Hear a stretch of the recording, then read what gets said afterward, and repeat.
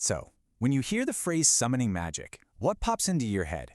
Probably some dark rituals, maybe a few scenes from a Hollywood horror movie, right? But what if I told you that for centuries, this has been a really profound spiritual practice, one that's about connection, not control? Well, let's peel back those layers of myth and find out what the real art of summoning is all about. Just think about that for a second. What if you could actually tap into a source of wisdom that's been around longer than, well, any of us?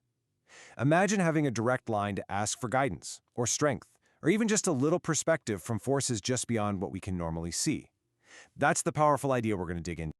All right, so to really get a grip on this, we need to build a foundation. We're talking about creating a bridge, a conscious connection between our world and, well, another. Let's take a look at how that actually works. So, at its absolute core, what is summoning? It's really the art of respectfully asking for help.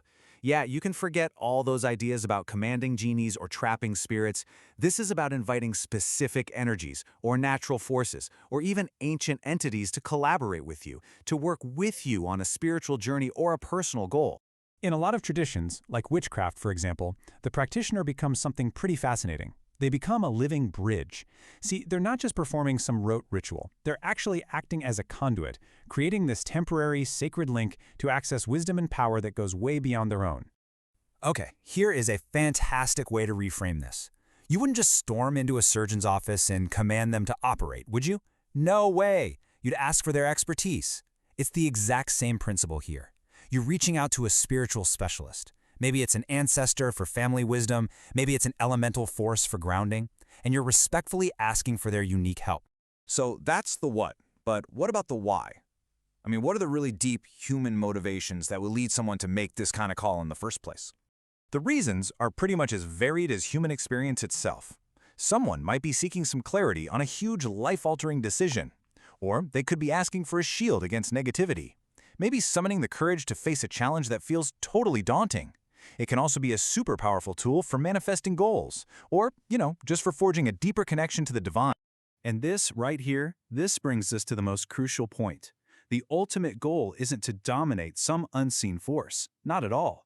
It's about building relationships, creating spiritual alliances, and learning how to work in harmony with the energies of the universe. Okay, so you've decided to make the call. Who or what is on the other end of the line? Well, the answer is as vast and diverse as the spiritual traditions themselves. For a lot of people, the first call they make is to family, to those who came before us, our ancestral spirits. The thinking behind it is beautiful, really. They have a vested interest in our lives, and they hold the collected wisdom of our entire lineage. They're kind of like the guardians of our story. And then, of course, there's the raw, untamed power of nature itself. A practitioner might call on the unshakable stability of earth, or the sharp clarity of air, maybe the transformative passion of fire, or the deep, healing flow of water. And yeah, of course, many traditions call upon divine beings. This could mean summoning the thunderous strength of a god like Thor, or seeking the crossroads wisdom of a goddess like Hecate. Or maybe it's calling on a powerful guardian, like Archangel Michael, for some serious protection. Okay, so we know who might be called and why, but what about the how? How is it actually done? Because this isn't some casual affair. It's a practice that's rooted in deep respect, very careful preparation, and a really strong ethical core. Success really starts with what's called a threefold preparation. First, it begins mentally. You have to have a crystal clear intention. Then it extends physically to a clean body in a comfortable state. And finally, it culminates spatially in a ritual area that has been energetically purified. It's all about creating a pristine vessel, inside and out. Now, look, while the practitioner's will is absolutely paramount, tools can definitely help focus that energy. A wand, for instance, becomes an extension of their will, directing intention. Incense smoke can act as a bridge, carrying the call to the spiritual realm. And a cast circle? That creates a sacred, protected space, a temporary temple between worlds. But you can have all the wands and candles in the world, and they mean absolutely nothing without this one thing. A focused mind and a pure, well-defined purpose. That is the true engine of any successful summoning. That is, without a doubt, the most important tool.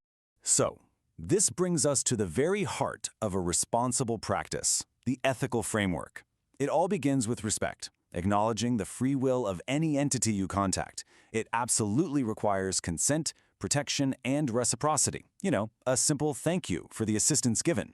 And it demands discernment, being mindful of who you're calling and why. It's summed up perfectly in this principle.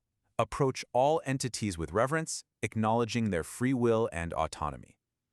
This right here, this is the line that separates a mature spiritual practice from just reckless dabbling. It's all about a respectful, consensual dialogue between worlds. And that leaves us with a final, really crucial thought. If summoning truly is a conversation, a request for wisdom or guidance, well then speaking is only half the battle. The other part, and maybe the more difficult part, is learning how to be quiet enough, still enough to actually hear the answer. So, what does it truly mean to listen?